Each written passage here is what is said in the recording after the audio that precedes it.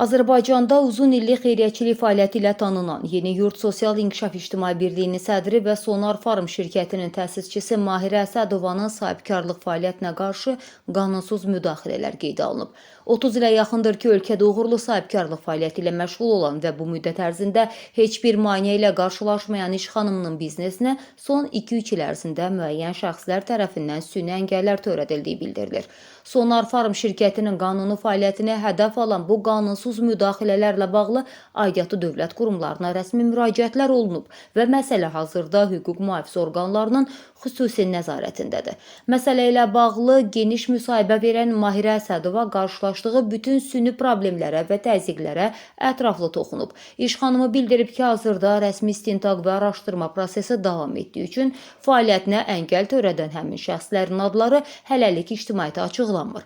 Mahirə xanım vurğulayıb ki, hazırda ölkə rəhbərliyinin bu problemdən hələ xəbəri yoxdur. Mən tam əminəm ki, möhtərəm prezidentimiz İlham Əliyevin və birinci vitse-prezidentimiz Mehriban Əliyevanın bu məsələdən xəbəri olarsa, dərhal müdaxilə olunacaq və problemi öz ədalətli həllini tapacaq. İş xanım əlavə edib ki, əgər yaxın zaman ərzində hüquq mühafizə orqanlarının araşdırmalarından müsbət və hüquqi bir nəticə əldə olunmazsa, problemlə bağlı birbaşa ölkə rəhbərliyinə rəsmi müraciət ünvanlayacaq. Sahibkarlığa ilk qədəm qoymuşam 96-cı ildə.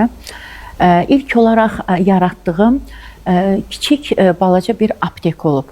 Belə deyək də, əzzazçılığın özəl sektorunda ilk addımlarını atan, ilk aptek yaradanlardan biri də mənim payıma düşüb.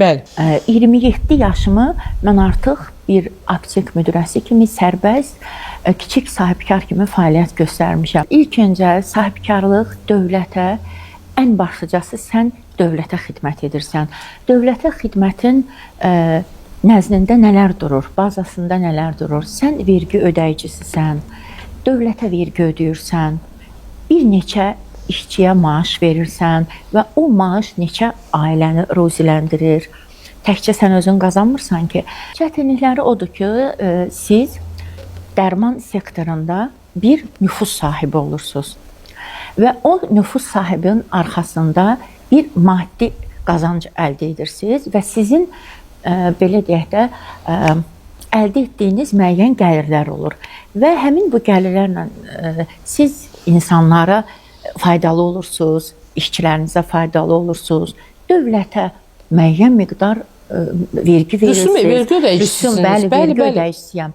Və ətrafdan sənin bu imicin, sənin bu duruşun və sənin bu bacardığın bu iş, bacarığın bəzi müəyyən insanlara xoş gəlmir.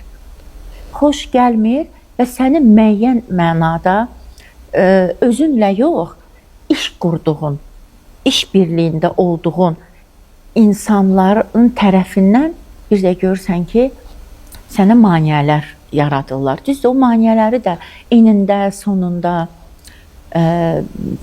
dövlət yoluna qoyacaq, dövlət strukturları yoluna qoyacaq ölkəmizin dövlət başçısı var. İlk öncə sizə deyim ki, məni bu sahibkarlıqda stimul verən bizim ölkə başçımız İlham Əliyevin daima sahibkarlara qoyduğu dəyər və qiymətdir. Diqqətdir, bəli. Diqqətdir. Əfsuslar olsun ki, bu şəxsi insanların nüfuz dairəsindən belə qaynaqlanır əlbəttə. Şəxsi hansı ki, məsələn, o insanların belə deyək də nüfuzu Azərbaycanda bəli, böyük olub, çox olub. Yəni siz düşünürsünüz ki, bugün bir sahibkara süni maneələr yaradılır.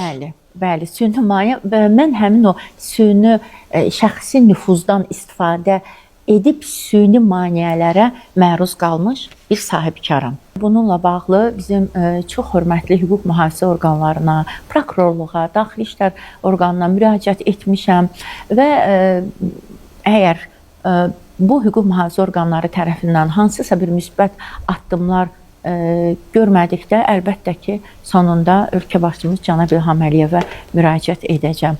Hələ ki, kimliyini açıqlamıram. Belə deyək də, ola bilər müəyyən istintaq sirri olar, ola bilər hüquq mühafizə orqanlarında aparılır bu işlər. ola bilsin o gələcəkdə istintaq Aydındır, aparırlar ona. aydındır. Amma mən cəmiyyətə açıq insanam. Yəni bu cəmiyyətdə bu barədə mən məlumat vermişəm.